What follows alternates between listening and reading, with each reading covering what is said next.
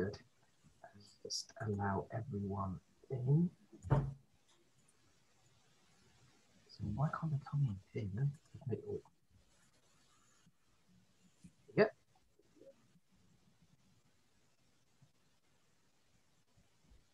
Should be coming in now.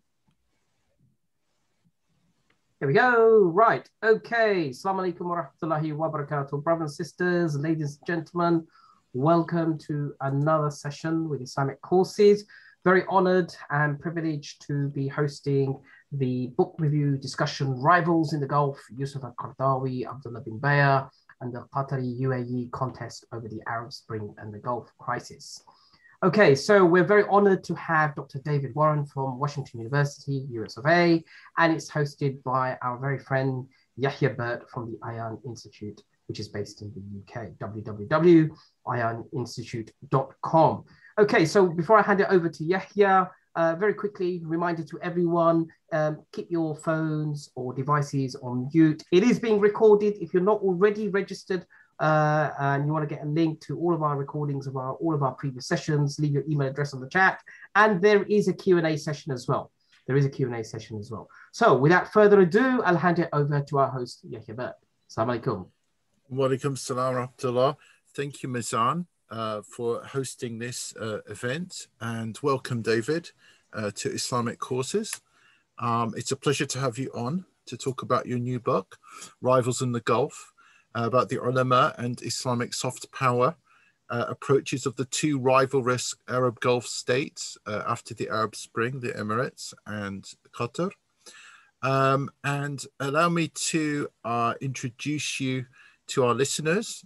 So David completed his PhD at the University of Manchester and is currently a postdoctoral research fellow in the Department of Jewish, Islamic and Middle East Studies at University Washington in St. Louis.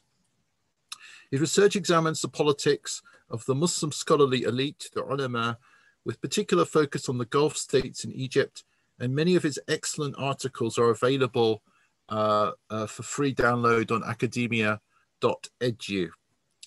He is the author of a new book that we shall be discussing today, Rivals in the Gulf, Yusuf al-Qaradawi, Abdullah Bin Bayyah, and the Qatar-Uae contest over the Arab Spring and the Gulf crisis.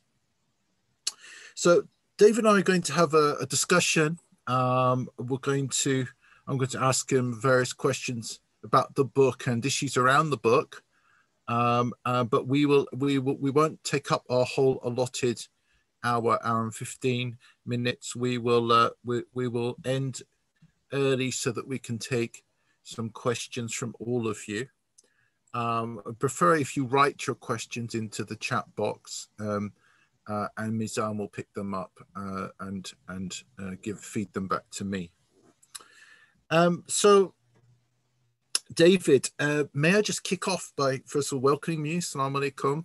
Alaikum salam. How is the weather in St. Louis at the moment? Yeah, it's actually spring is here now. And I think it's suddenly just being indoors so much. I've definitely realized how even the slight change in the weather just is changing the way one feels. But yeah, also thank you so much for inviting me here as well. It's really a great privilege to have a chance to be here. Thank you. Yeah, no, I know it's one of those weird things where you have a long online interaction, but you never actually, you meet face to face on Zoom. No, exactly. It's like exactly. meeting and substitute meeting in real life. Mm-hmm. Really, what led you to write this book? I mean, why did you feel it was important to make this comparison between Qatar and the UAE, between Sheikhs Qaradawi and Bin Bayyah? Thank you. So I think for me, putting these two figures in conversation with one another was just first of all because since the 2011 Arab Spring, during and just afterwards, they were really two of arguably the most prominent ulama to be speaking about both the Arab Spring and its aftermath and issues of democracy, peaceful protest, and those kinds of subjects. And then more generally, I had kind of by chance, I had begun my PhD and begun to take an interest in Shaykh Yusuf al-Qaradawi around 2010. and was doing field work in Doha, spending time at his home and having chances to interview him and things, as sort of between the 2012 and 2014 period, as sort of the Arab Spring's aftermath was starting to unfold. And then when it came to write this book, sort of a year or two ago, the situation had changed, and Qaradawi had retired in 2018, but Sheikh Abdullah Bin Bayyah had become really one of the more prominent figures to be speaking about these kinds of subjects. So it seemed quite natural and enriching to put them in conversation, given their views are so different in the past few years particularly. Thank you. So, I mean, just before we get into the subject matter of the book itself, let's try and do a little bit of framing. So what are we really talking about here? I mean, if we were going to attempt a general definition of Islamic soft power at the state level in the modern world, what would be, or what are some of its main features before we zoom into the specifics of these two Gulf sheikdoms? Mm-hmm. And most importantly, how does modern Islamic state soft power, how does it shape the role of the ulama, mm-hmm.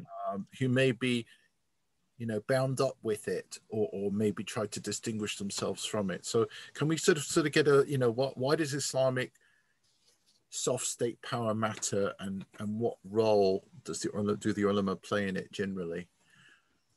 Yes, thank you. So I think the first and most basic definition of soft power is, of course, distinguished from hard power, the way a state would attempt to get another state or a non-state actor to agree with it or follow or support its policies without resorting to force, right? And so then Islamic state power, of course, is how Islam, or assumptions about Islam, Islamic reform, Islam security fit into that same dynamic, the way that a state, perhaps through funding institutions or cultivating the generation of new ideas, cultivating relationships with scholars, is the way that a state would take an interest in encouraging other states to support it in its goals through shared assumptions around Islam, for example.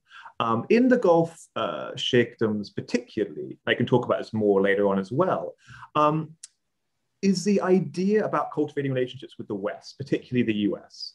It's important to remember that the Gulf states are particularly vulnerable. Qatar, the UAE, also Kuwait and Bahrain, have had territory claimed or occupied outright by their larger neighbors in the past few decades, Saudi Arabia, Iraq, Iran, and so on. So cultivating the continued interest of the United States, particularly in ensuring and maintaining the survival of regimes like Qatar and the UAE is one of the key security interests. And Islam fits into that by appealing to certain American assumptions, particularly, or assumptions in the West since 9/11, around the nature of the kinds of Islamic discourses that are worth supporting, worth protecting, or the kind of Islamic reform that the United States continues to consider desirable, which the UAE particularly has positioned itself as a key partner in that. And in terms of just how the ulama are bound up in this dynamic, I think, particularly in the Gulf, it's a way that it's not as if an Emirati or a Qatari minister would call up an alim on the phone and tell them what to do in that very top-down way. Rather, we can talk about this a bit later as well, it's the establishment of certain red lines that aren't really visible until they get crossed. And particularly during the Arab Spring and afterwards, with the relationship with Sheikh al-Qaradawi and the Qatari royal family, there were moments you could observe clear red lines that were being crossed by Qaradawi and a certain kind of coercion being applied. And with Sheikh bin Bayyah, it doesn't seem that that's been seen yet, but the assumption would be also there are very clear red lines in place, and were he to cross them, then he would be removed from his position. And so I think in this modern day, the key way that soft power, or the ulama and the states, affects them is it seems as either one or the other. You're either being sponsored by a state, or you try and position yourself outside of state power and state control. It seems like it's kind of a very black and white position that's available to somebody, which has happened as states have become increasingly powerful and prominent in the past few decades. Do you think it's, are you saying that it's really, you don't think, for instance, that if an alim has a kind of a transnational profile, that they could be close to one state, antagonistic to another or whatever. They could be multiply positioned with regards to different states that are actually sort of in competition with each other, right? It's possible that they could have multiple relationships with states, I guess. No, absolutely. I think that's definitely the case. I think that on the one hand, there are these transnational discussions and transnational debates and transnational movement of ideas, but ultimately individuals are still rooted in a certain place. So for example, even those from like Shaykh al-Qaradawi, for decades, academics and observers saw him as sort of a figure seen on Al Jazeera, first and foremost, right? And Qatar wasn't really thought about as a sort of center of power in its own right. It was always thought about as being on the periphery, and people focused primarily on Egypt, Saudi Arabia, and Iran, for example. And Qaradawi was seen as outside of that. But I think what's become more clear in recent years is that even if somebody is a transnational figure, they're still in one location and are still, particularly in the Gulf, vulnerable in particular ways. The ulama in the Gulf are no different in other ways from other expatriates who are based in the Gulf. Their particular threat of deportation is a particular tool of coercion available to Gulf states that isn't available to other states in, say, Egypt or Saudi Arabia, whose ulama are part of long-standing establishments who are citizens. And so in those cases, with the example of the imprisonment of Sheikh Salman al-Auda in Saudi Arabia, or the execution of Sheikh Nimr al-Nimr, also in Saudi Arabia, you see a very different kind of coercive set of tools that are far more obvious and dramatic, that are available and used by states like Saudi Arabia and Egypt, which aren't available or aren't used in the same way as somewhere like Qatar, for example. I mean, just actually would be useful, sort of moving on from what you've just said. Can you kind of position the UAE and Qatar? How do they sit alongside the established giants of the field when it comes to Islamic soft power, soft state power? Like Iran, Turkey, Saudi Arabia, Egypt. Have these parvenus, have they become established players in the first rank of Islamic soft state power? Have they been promoted from the championship to the premiership? I mean, how are they doing in terms of the Islamic soft power football leagues? One thing I was very interested in these two cities, Doha and Abu Dhabi, in the book, because of course the study of Islam, study of the ulama particularly, one naturally focuses on perhaps the sort of centers of historical scholarship, be it Cairo, Medina, Qom, for example. And so one of the things I was interested in thinking about in the book was what do Doha and Abu Dhabi actually have if they don't have this kind of historical legacy? There's a very powerful resonance, right, in sort of the moral geography as a concept of sort of Muslim imagination.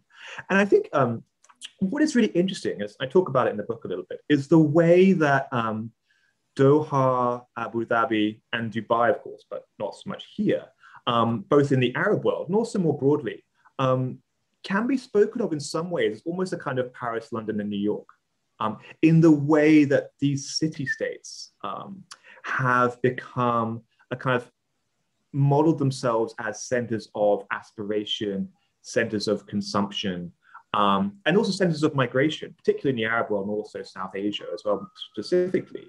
And so thinking about what does that kind of image of a place like Abu Dhabi, how does that play out in the Islamic context? And also, of course,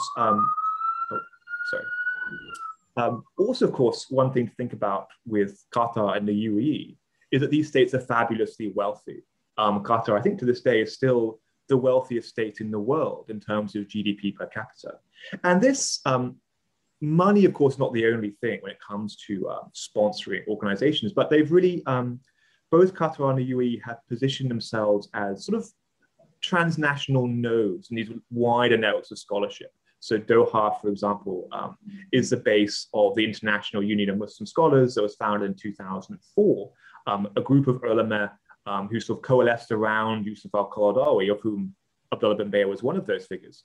And then 2014, kind of following this Qatari model of establishing transnational networks and locating them within the country. Abu Dhabi sponsored the creation of what's known as a Forum for Promoting Peace in Muslim Societies that was headed by Sheikh Abdullah Bin Bayyah.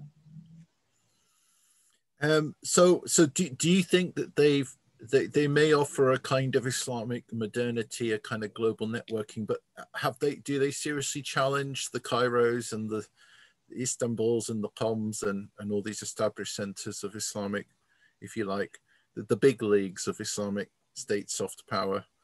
Well, I think I don't think they see themselves as. I think they would like to see themselves sort of Islamic modernity. I think they might see themselves more as complementary, because of course all of the ulama in a place like Qatar and the UAE, oftentimes from somewhere else. So, for example, I mean, one of the ways that Sheikh al-Qaradawi was able to establish himself, perhaps less so in more recent years, but certainly at the time of the Arab Spring, his key claim to authority was that he was outside these centers of power. In fact, he was outside of Cairo, outside of Al-Azhar, outside of, as he imagined it and talked about it, outside of the states, was his key claim to his authority in a way. So to get to our examples, why have these two small Gulf states invested so heavily in Islamic soft power?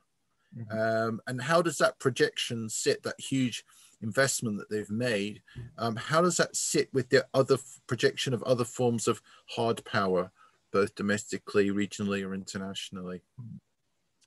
So I think here it's interesting to think about this concept that I refer to in the book called state branding, which, as I mentioned, is that the states of the Gulf are very wealthy states, very powerful in many ways, but also particularly vulnerable and depend upon an outside power to ensure their security.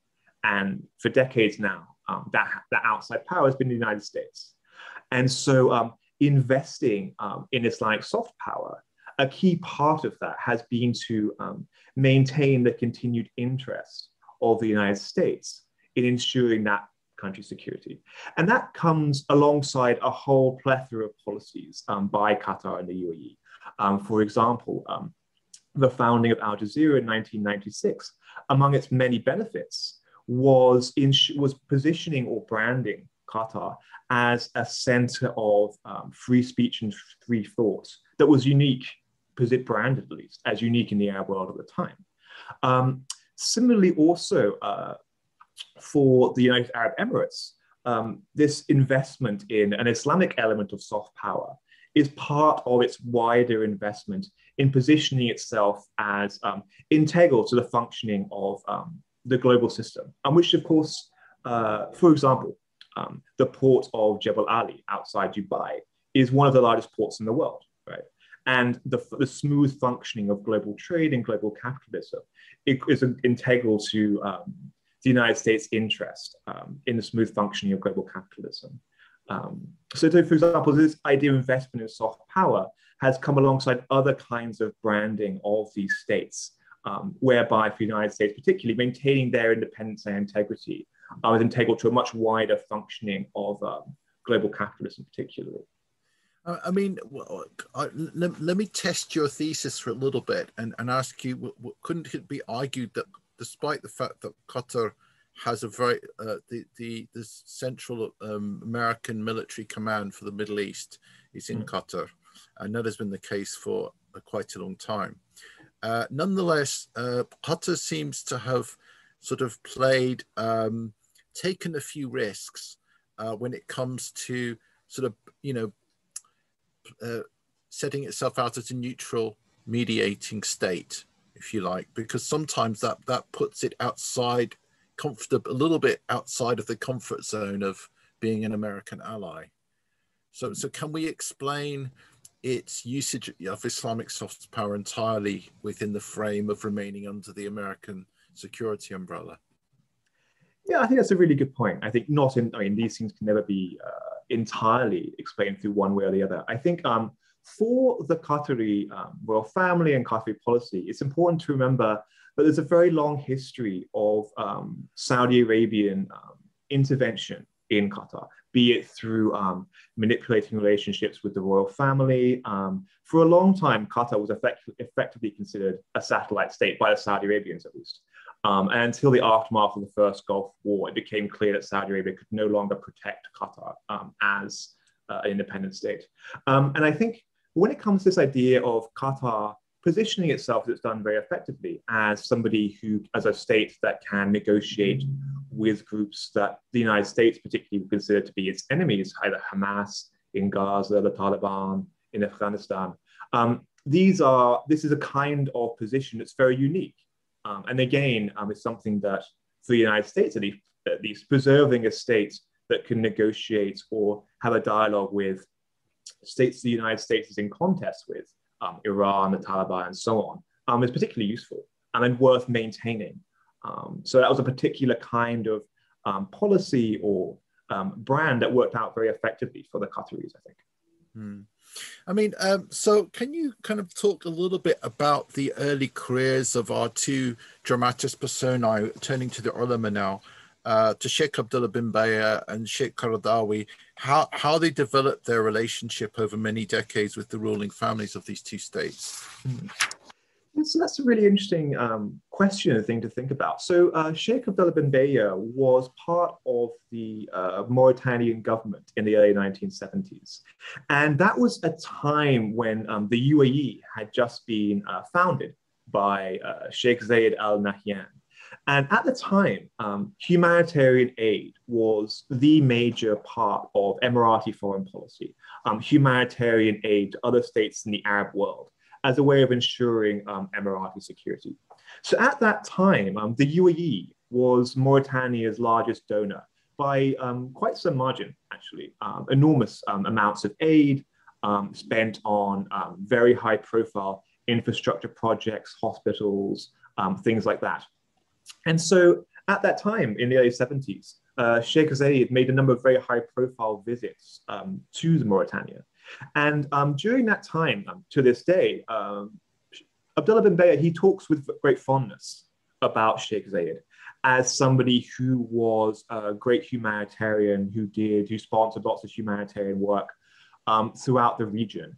And so whenever he often speaks about Sheikh Zayed's family in that same light as these humanitarian sponsors of aid projects throughout the region.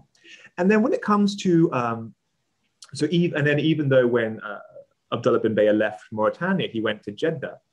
As the UAE began to sponsor institutions that had a particular Sufi leaning, Sheikh Bin Bayyah would often travel to the UAE and give lectures and talks and things like that. And then when it comes to Sheikh al-Qaradawi, it's actually a very interesting story. He almost ended up in Qatar almost by chance, in a way. In the 1950s and 1950s, he was a member of the Muslim Brotherhood and being imprisoned in Egypt a number of times. And that was a moment when Qatar, oil and gas had just been discovered. And Qatar, really for the first time, was starting to develop a state-run Islamic education system. And so there were a few scholarly families on the Qatari Peninsula at the time who were from the Hanbali legal school by and large, who could be called Wahhabi. Although that term has some issues and is not really monolithic. But these Wahhabi ulama, who mainly hailed from neighboring Saudi Arabia, when they were charged with developing a state-run Islamic education system, there was a labor shortage, effectively, of skilled labor in Islamic education. And so these, one particular scholar, when he needed to recruit ulama to staff the Qatari education system, he didn't go to Saudi Arabia, he went to Al-Azhar at the time, which is almost considering this a more recent tension between Wahhabi ulama and Azhari ulama.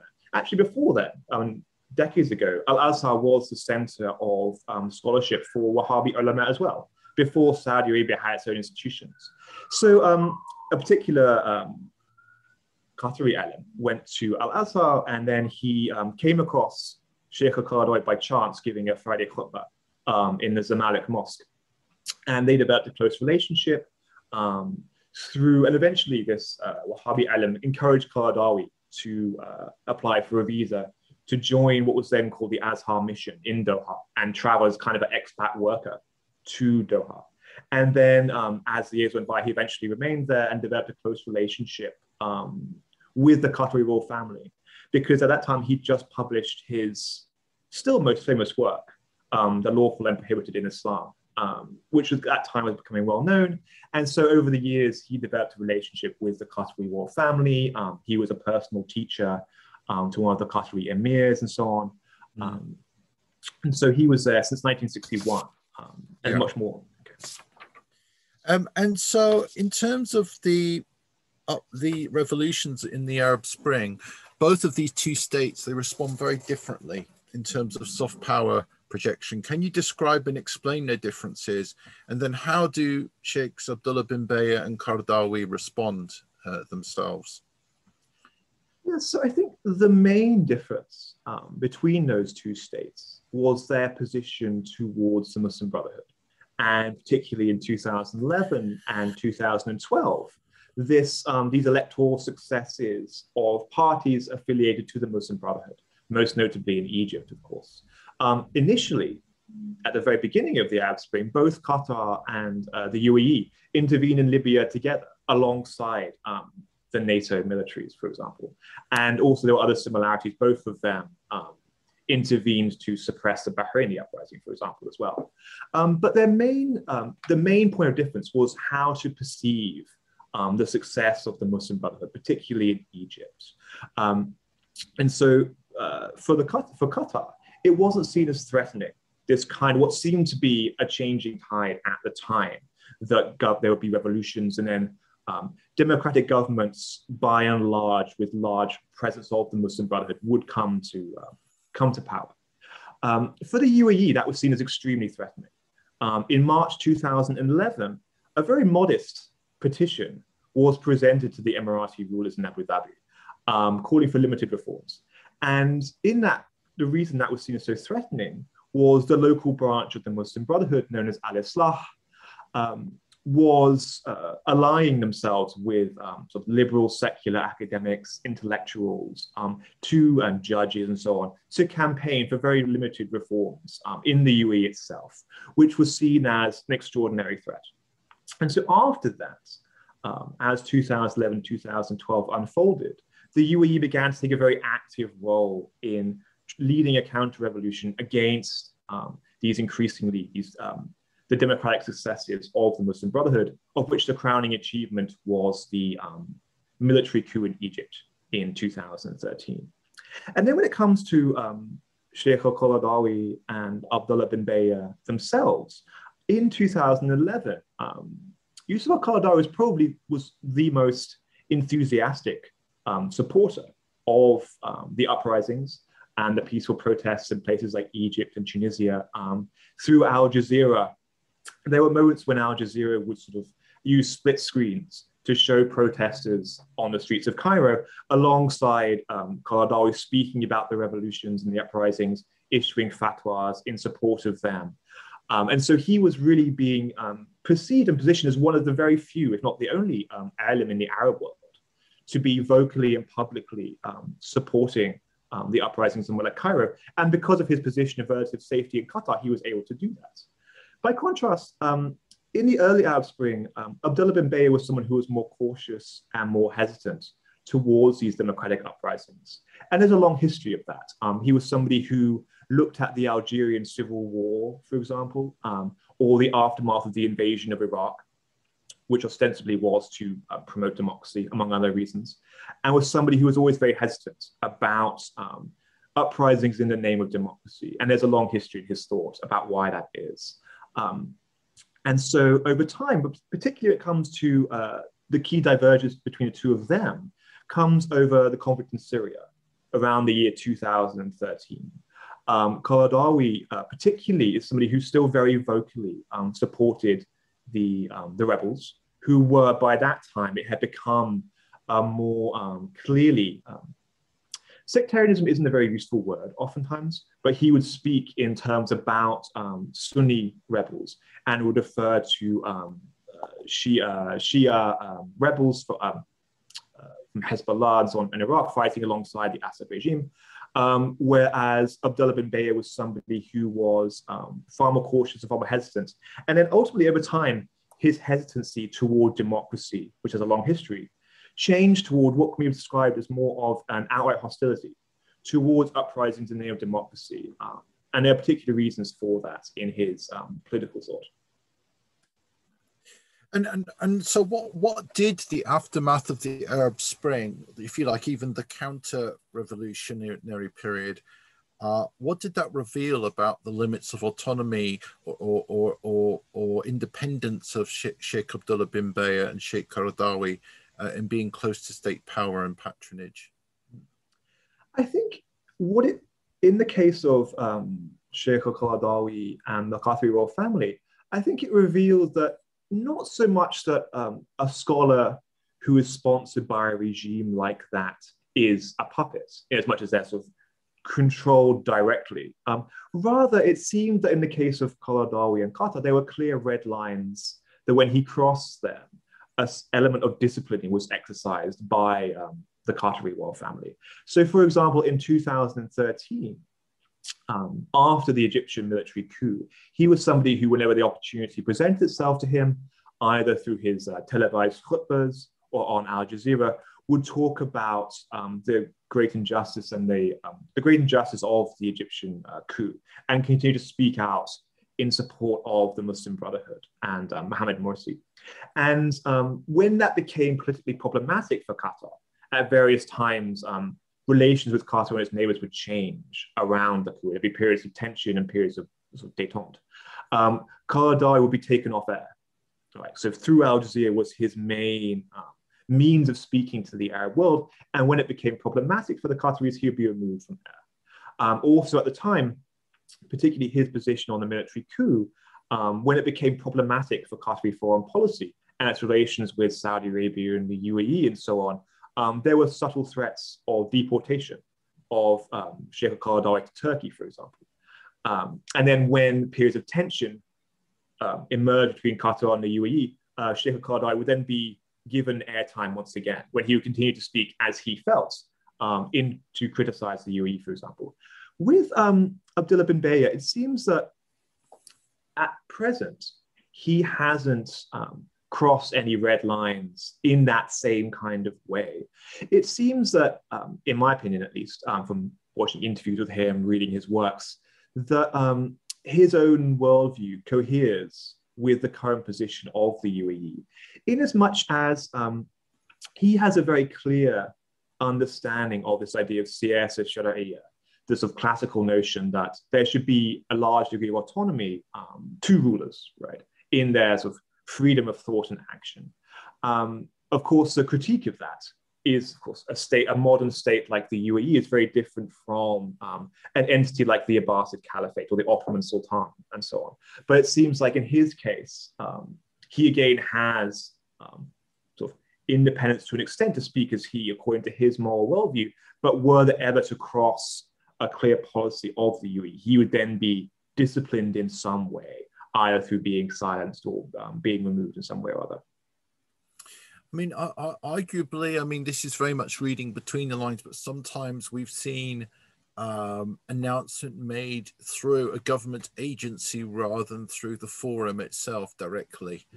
And other times it seems that the forum is the first to release a statement and then it's reported in the press.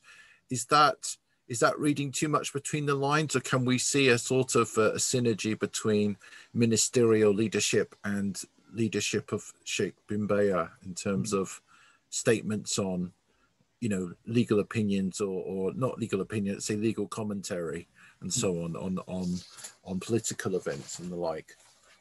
That's a really interesting question, and one can sort of, again, as you said, read between the lines and look at the order at which things occur. I think there's two sort of clear instances. The first being when it's interesting to think about what the relationship may well be.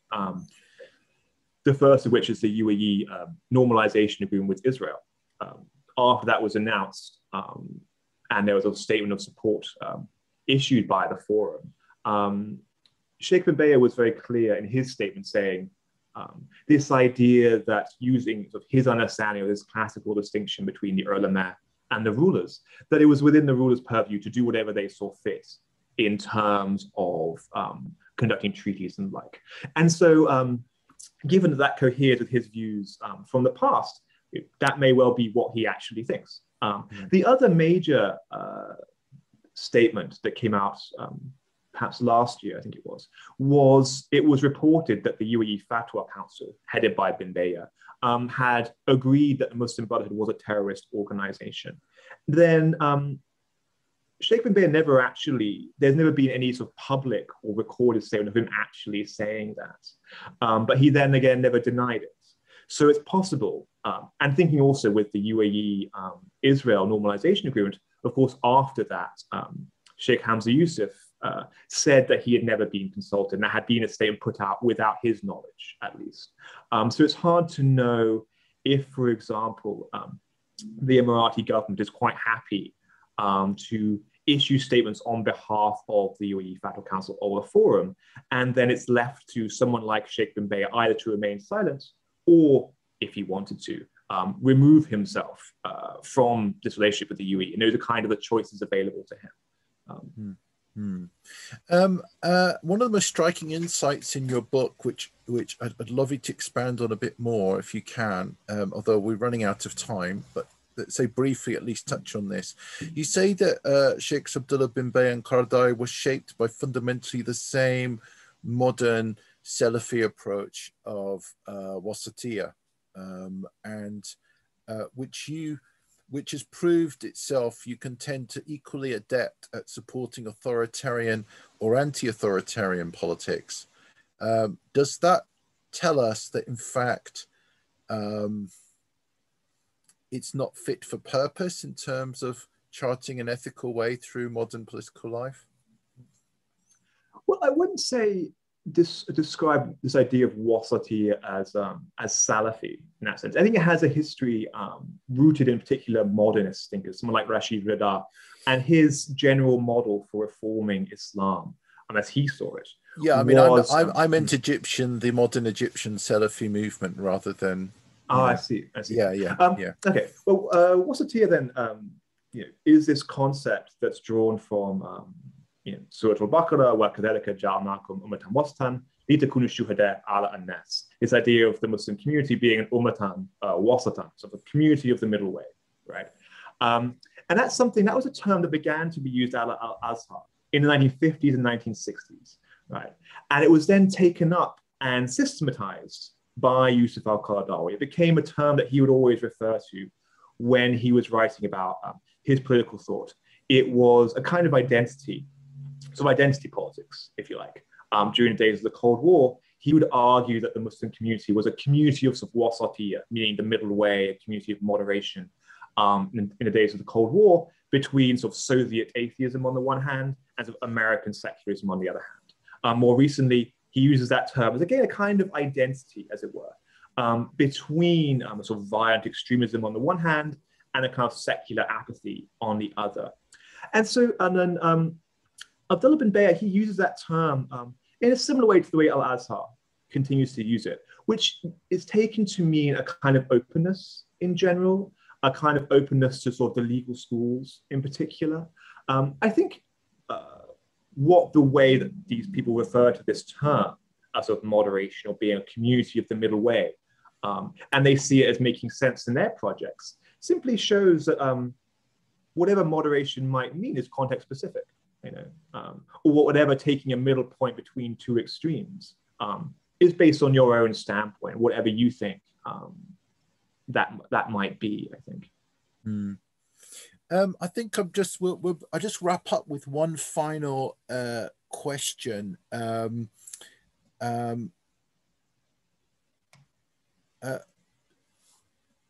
Without you having to set too much background on this, but obviously these two versions of wasatiyah, if you like, one that goes in an authoritarian direction and one that has an anti-authoritarian kind of element to it. I don't want to overstate that, but obviously there are inconsistencies with Qaradawi, for instance, with Bahrain and so on.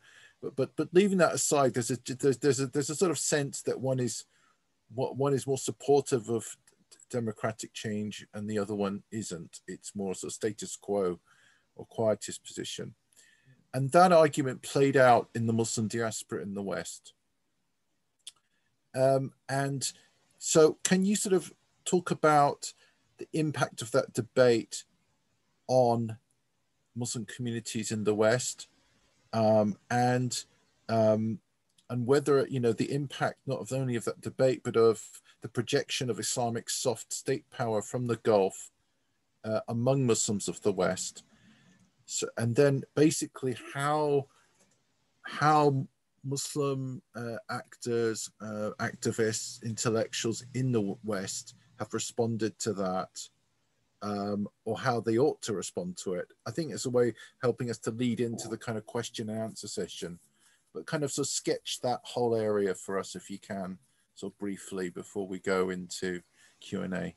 Yeah, sure. I'll be very brief then as we open up to the Q&A. So I think in general, a long-term project for Yusuf al-Qaradawi has been trying to make Islam, and particularly Islamic law, relevant and meaningful in everyday believers' lives. So decades, his publications and projects, which from that vantage point can mean playing a role in politics as part of that general project. I think for Shaykh bin Bayyah, there's been this view, which is shared by a large number of the ulama in particular, that sees what they understand as of chaos and violence in the Arab world. They use the Arabic word fawda or fitna as well, as having an Islamic or religious root, right? And so for him, if the reason, for example, the rise of ISIS and these kinds of groups has a primarily religious cause, then the solution is also Islamic as well, which is why people requires the involvement of people like him. And I think within that, there is this general view shared by someone like Shaykh bin Bayyah and a number of ulama institutions like Al-Azhar that sees a spectrum, and they use the word spectrum, between on the one hand, a group like the Muslim Brotherhood, and on that same spectrum, a group like ISIS, on a shared spectrum of deviance, right? That's outside what they understand as being the tradition of the legal schools and so on. And they, in an essentialist way, locate all of these trends back towards Sayyid Qutb. That coheres with particular assumptions in the West, a sort of counterterrorism assumption, this idea of non-violent extremism and violent extremism. Sorry. That coheres with Western assumptions of extremism, the idea of there being a non-violent extremism, violent extremism that leads back in this very essentialist, monolithic way to the thought of Sayyid Qutb, by and large. And so as it plays out right now, it plays out in the category of the Muslim Brotherhood, both the real organization and this kind of vague bogeyman idea that's being used. Also the term Islamism that's used to mean almost any kind of socio-political activism engaged in a way that Western governments find discomforting. And you see this category of Islamism being used in places like France, Austria, the United Kingdom, the United States. There's been this very determined effort by states like the UAE to sort of collapse a group like the Muslim Brotherhood and violent groups like ISIS, for example, as one general trend of religious deviance that can have both non-violent and violent connotations, but is part of the same trend.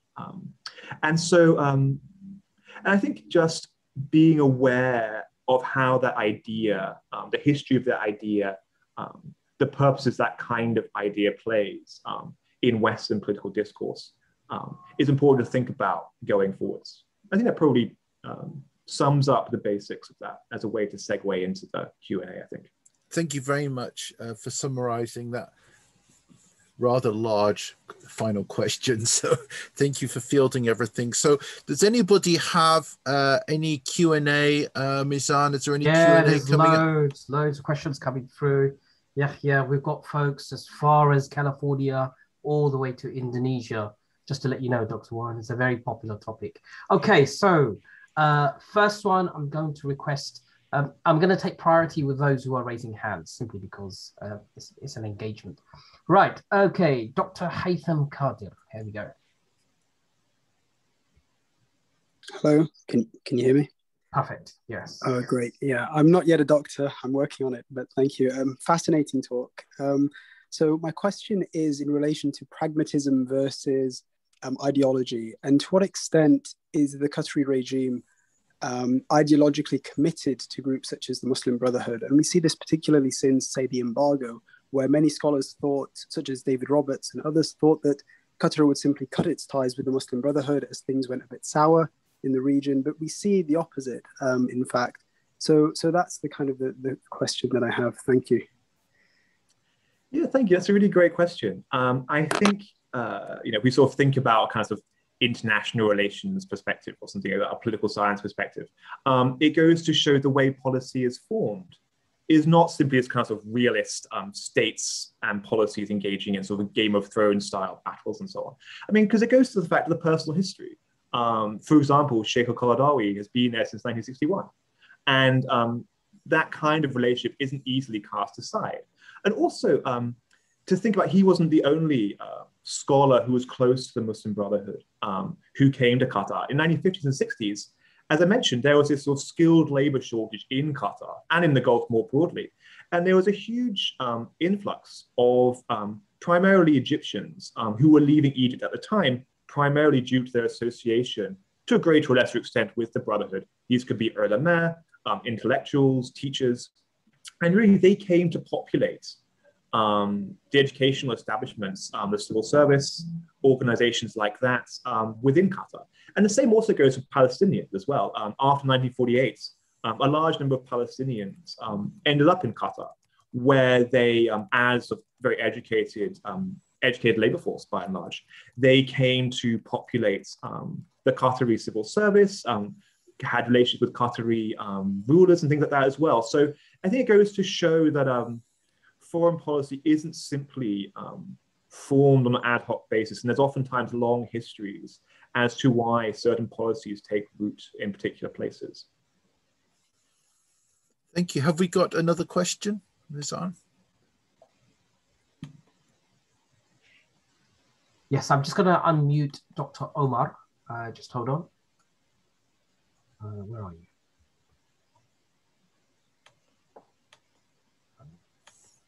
Can you just raise your hands, Omar? There's two Omars, that's why.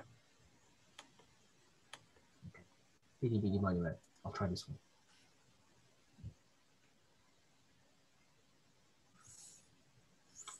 Omar, are you ready? Okay, I'll try this one. Assalamu alaikum. Yes, go ahead.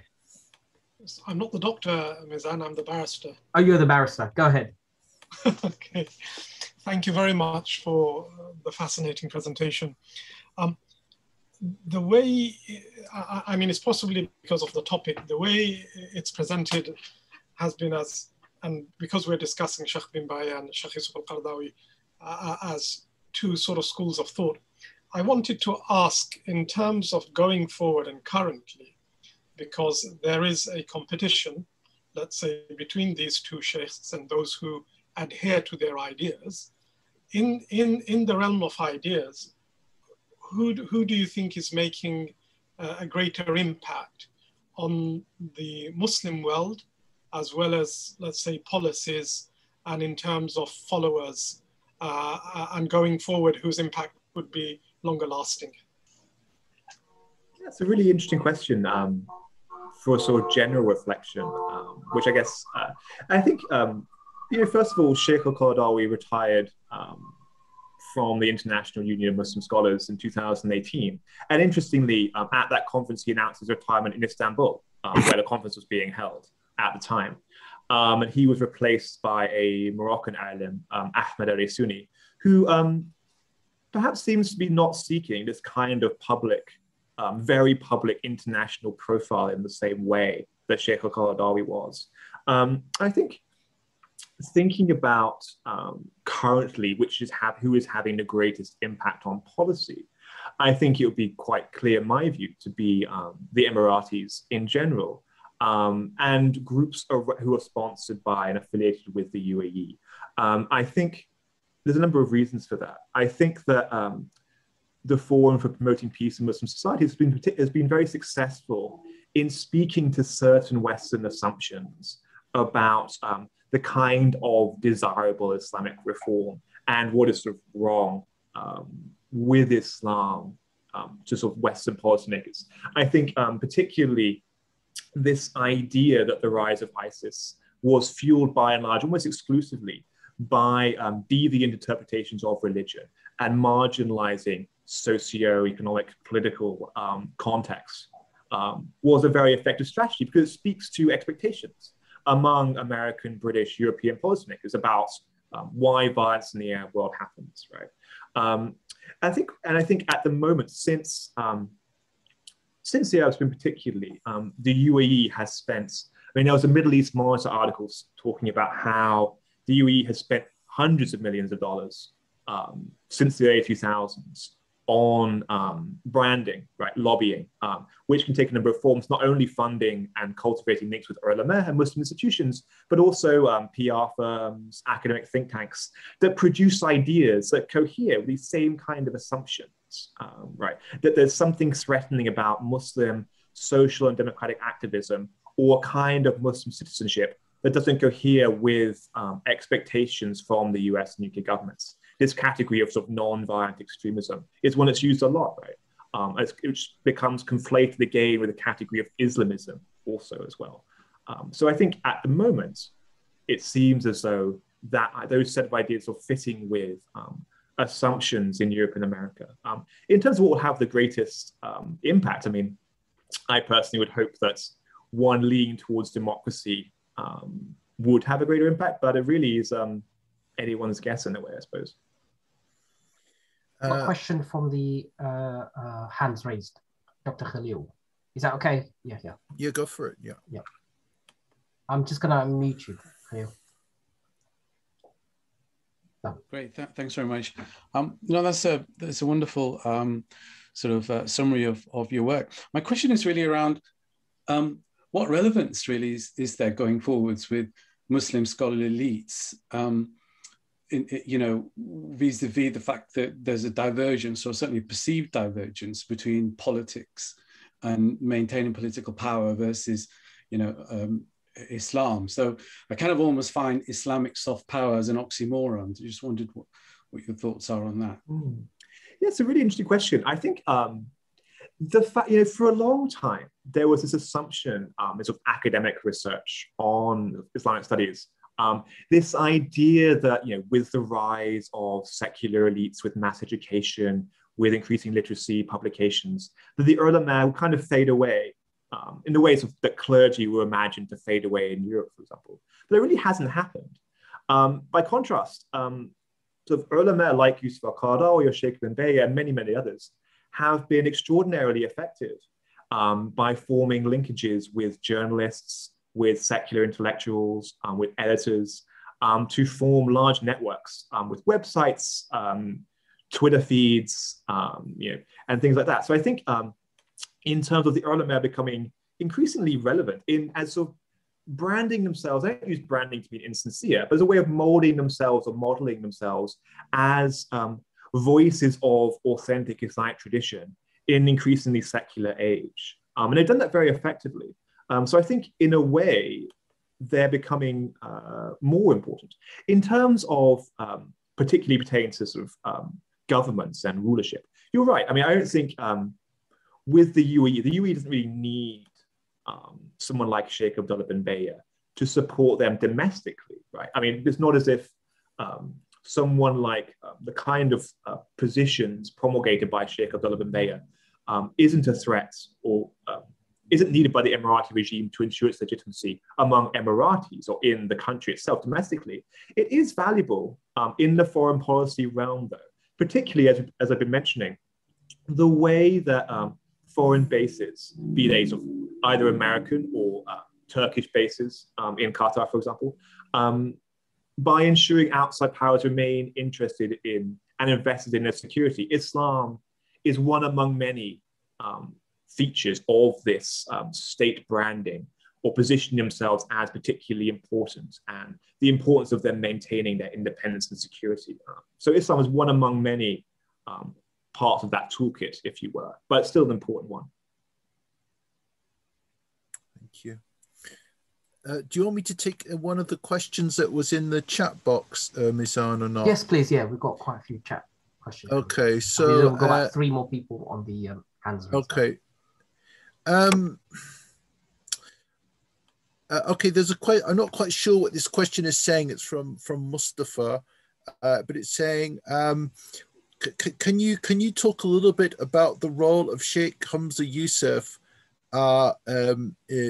with regard to the functioning of the Emirati soft Islamic power? Where did he fit in? I mean, it seems unusual that you would have an American sheikh based on the West Coast somehow being involved in the kind of in these sorts of institutions set up by a Gulf Sheikhdom. I mean, well, what role could he play, or does he play in that? Yeah, I think my understanding and my view is that he was somebody who was very, very close for decades with Sheikh Abdullah Bin Bayyah. And oftentimes when he would travel to the West, he would serve as his translator and things like that. So they're very close. So that's one reason, first of all, through him. Also, of course, when the UAE, there's a long history of Sufism in the UAE. And so in the past decade or two, that history of Sufism has become securitized, right? So the UAE has begun to invest in Sufi institutions sort of worldwide and drawing and positioning itself as a transnational network. I think with Hamza Yusuf, his interests and political projects in the United States cohere with his role in the UAE. For example, for him, his view was that it was important for the American Muslims, a very diverse institution, of course, very diverse community, of course, to form links with, for lack of a better term right now, conservative or more to the right, Christian and Jewish groups in the US, right? And forming alliances with those groups, whereas in other Muslim groups see advantages in forming alliances with left-wing political groups. And so with the UAE, it was also his personal understanding, in my view at least, that much of the cause of turmoil or violence in the Arab world was due to deviant interpretations of Islam, which in his view formed a spectrum. On the one hand, would include groups like the Muslim Brotherhood, and on the other hand, would include very sort of violent groups like ISIS and so on. So I think, in my view at least, he's associated with that kind of project because to some extent he agrees with it. I think there are times that he's tried to disassociate himself from the UAE, because I think it's a fact of life to be a public scholar and to have a public profile.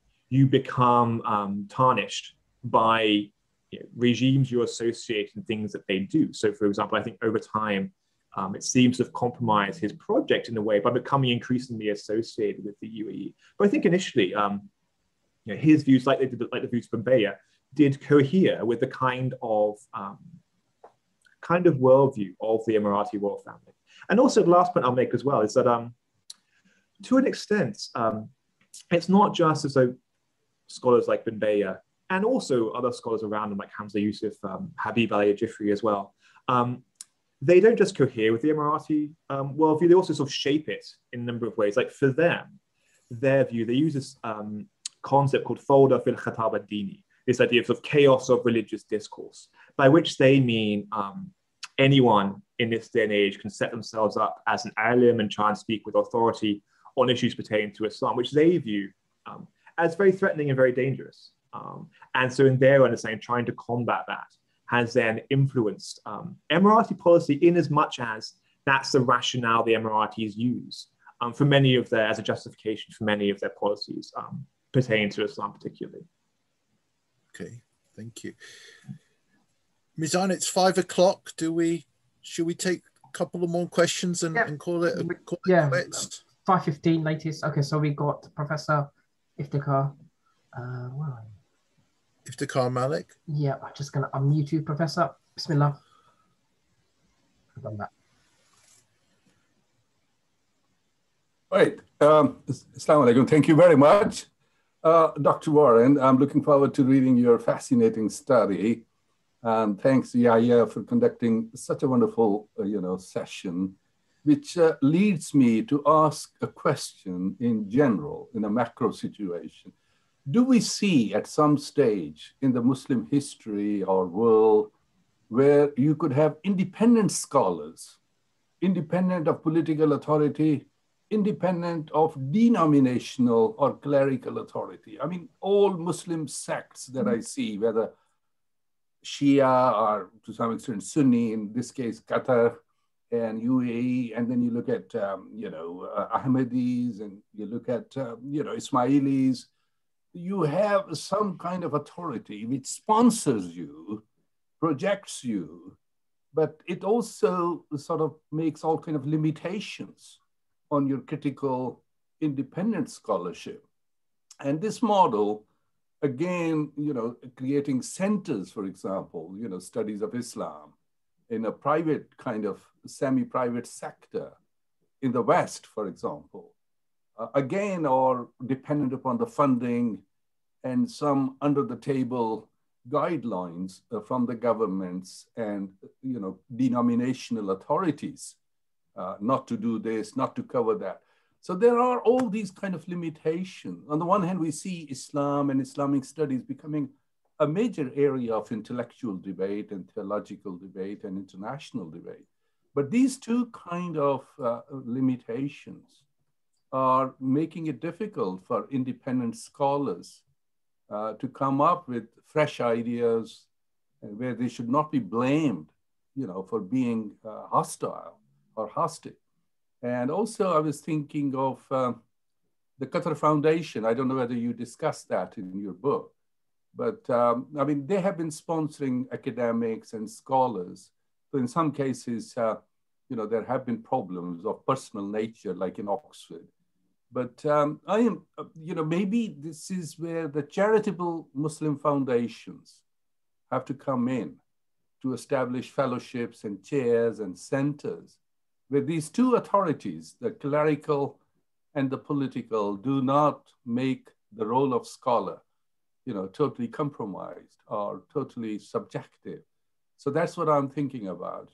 I know that our Muslim scholars, maybe in the university, especially in the West, men and women, who are talking about these issues, and they have fewer restrictions. But when you look at the Muslim scholarship from the Muslim countries, or those centers or chairs which are facilitated by the governments or by some particular organizations, I don't see opening up of the scope and the critique or a fresh thinking. That is what we need. Thank you very much. Thank you.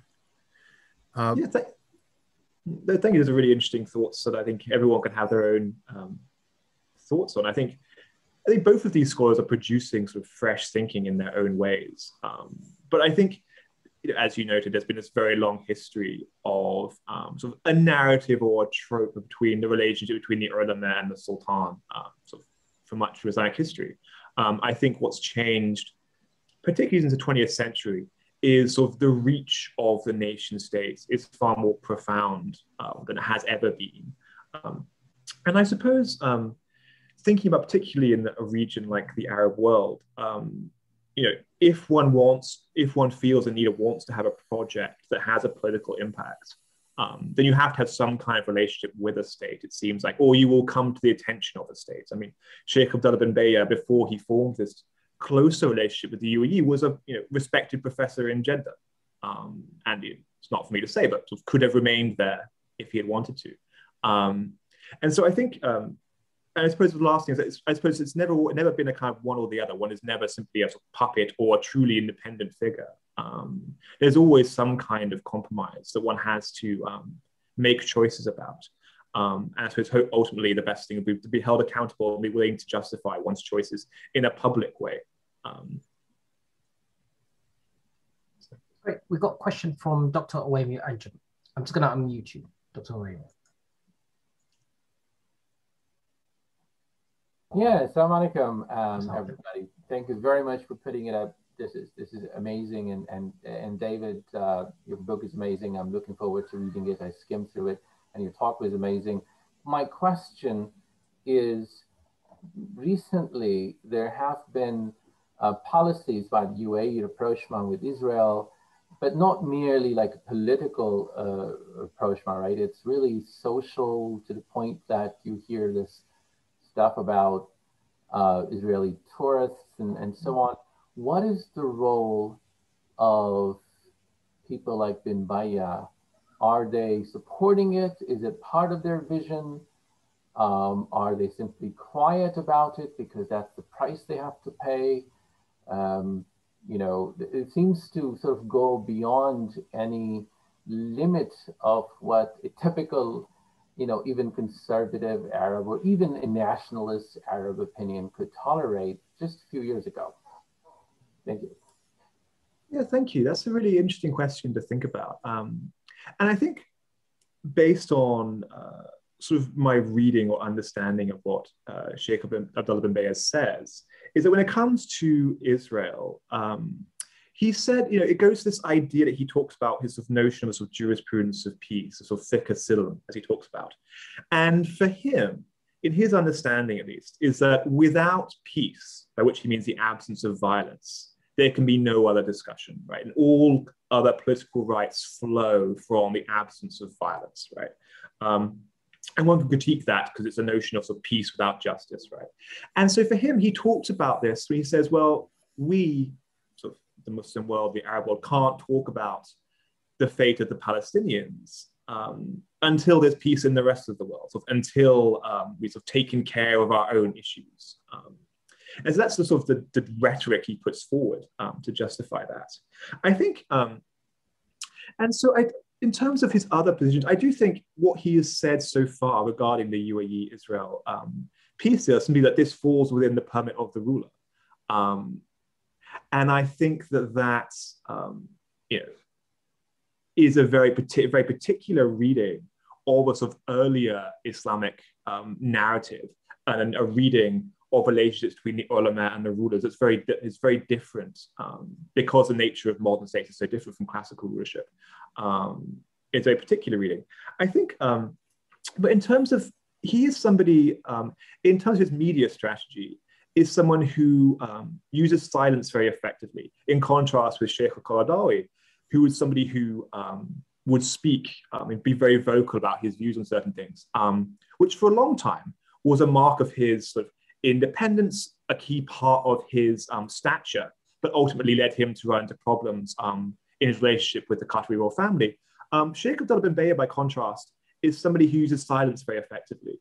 And that's a key part of his, again, not using brand to imply sincerity, but he's silent about a lot of things that one cannot make a definitive statement about what his views actually are. And so it comes to, as you mentioned, this very intense, not just normalization, but very active attempts to create very close relationships between not only the UAE and Israeli governments, but between Emiratis and Israelis. It's something he simply hasn't spoken about. And so it's therefore hard, which is effective, because it's harder for somebody, you know, an outsider or an observer, to make definitive statements on what his views actually are.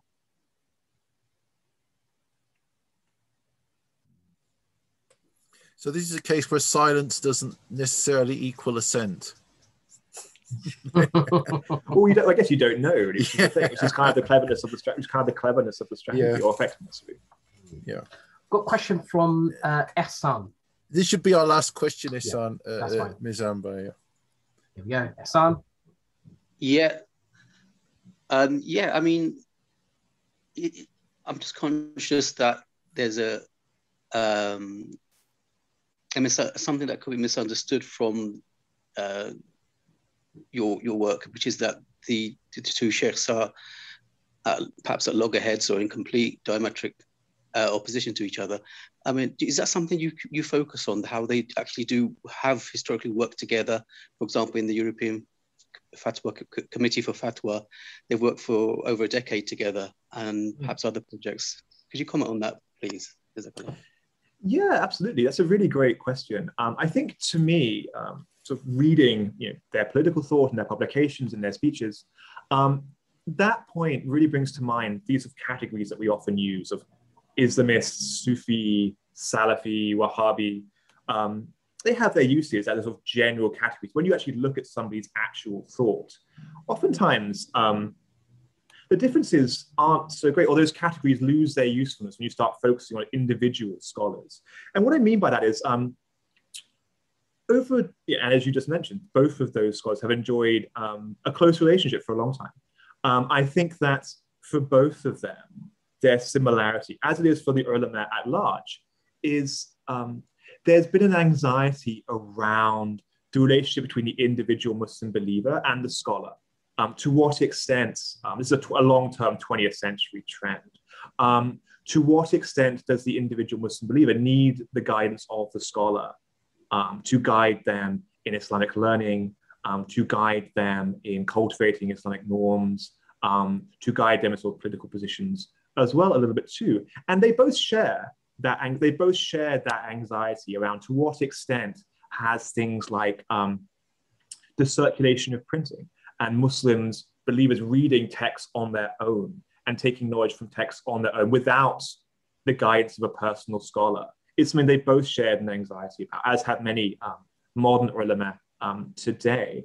And both of them, again, I think the point, I guess, is that the Arab Spring forced scholars to take positions that they hadn't needed to before, in a way. So I think the Arab Spring and its aftermath, particularly the Syrian conflict, and also the Egyptian coup, although Bin Bayyah, again, was silent on that, it forced ulama, you could either support it or you could oppose it, for example. And so in a way that wasn't necessarily acquired before in these sort of authoritarian contexts, where there really hadn't been an opportunity to have sort of democratic uprisings before that. And so those kinds of political differences weren't really that relevant in a way, I think. But yeah, you're quite right. I think one thing I have thought about and learned from reading these two scholars particularly is that these broad categories don't line up so much in reality. And also because primarily, again, in my own view at least, although Shaykh Bin Bayyah is somebody who positions himself as, Sufism as part of his, again, not brand, it's too strong a word, it's not what I mean. But it's not, his political thought is not rooted, sometimes these arguments are made, there's some kind of connection between Sufism and Quietism, for example. That's not really the case. In his political thought, it doesn't sort of trace back to Sufi elements of his thought, his understanding of rulership and his understanding of politics, for example. That's more, comes entirely from, well, not entirely from, but primarily from his understanding of the Algerian Civil War and what happened when you had democratic elections, right, there, which failed. Or his understanding of the chaos and turmoil and bloodshed of the invasion of Iraq and some democratic attempts there, right? Which then led him to, once again, when there was this uprising in Syria, in the name of democracy, led him towards seeing uprisings in the name of democracy and be hostile towards that, based on his understanding of history, rather than, for example, his reading of Islamic texts and his understanding of the Islamic tradition, although that's important as well, of course. Thank you. Well, can I have the last question or comment? Is that okay? Go on then. Just don't go off on one. No, I won't go off on one. Okay. You know what I mean? Right. Just if you could, maybe in your next edition, maybe add a chapter on these the impact of Western Muslims, and secondly, maybe you can comment on the for the session now. What's been the reflection and impact on beyond the Gulf? What do the Turkish scholarship or the Turkish Muslims, Muslims in Southeast Asia, think of the conflict between Bin Bayyah and Qaradawi? Because obviously those regions have been affected, and the scholars there would take that up as a final comment. Yeah, I think it's a really interesting question. I think the nature of academic publication is that publishers have extremely strict word limits, particularly with this book, actually. It's, and so there's always more things one can do and one could explore. I think this brings like the fact that the Gulf is a very understudied place in a way. And I think the Gulf is a very important region, but one region among many. And I do think that, in my view at least, it seems as though, for example, ulama in Turkey or Indonesia, I am not entirely sure what, for example, say if Indonesian ulama have been publishing and commenting on, say, the Arab Spring and the role of the ulama in that and its aftermath. So actually, that'd be a fascinating thing to think about. But I'm afraid I couldn't necessarily comment. I know, thinking about the United States, for example, there have been a number of students, for example, or people close to, say, people like Sheikh Abdullah Bin Bayyah or Sheikh Ali Goma, for example, who have written about or commented upon the positions of those scholars and either been critical of them or supportive of them and so on. So, but I think that'd be a fascinating thing to think about, the way that these positions taken by ulama has affected their standing in the world at large. I think the last point, just saying, for a long time, Sheikh al-Qaradawi, his key, was almost a unique scholar in positioning himself as being independent. Before 2011, before people thought about Qatar as a regime like any other, in a way, that would have some kind of impact on his freedom of thought and action, which has changed now. So no, he's retired as well now. But no, I think that'd be a fascinating thing to think about, the way that other ulama view this particular dynamic, but view particularly the role of the UAE, for example, or ulama close to the UAE. Thank you so much. Over to you, Yahya, to close. Thank you so much.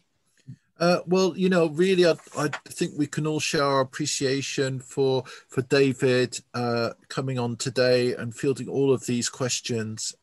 If you want to show your appreciation, just press your clap hand.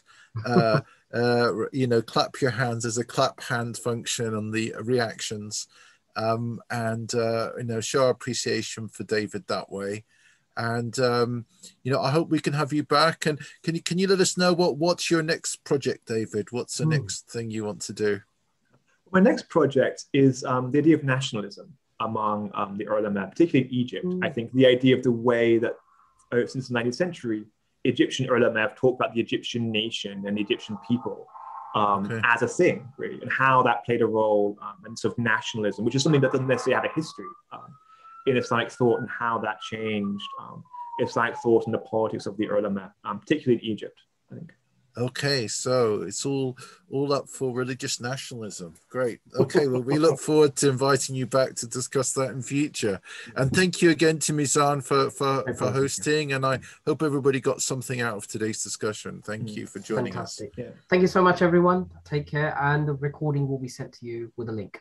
Otherwise, take care. Assalamu alaikum wa rahmatullah. Wa alaikum salam wa rahmatullah.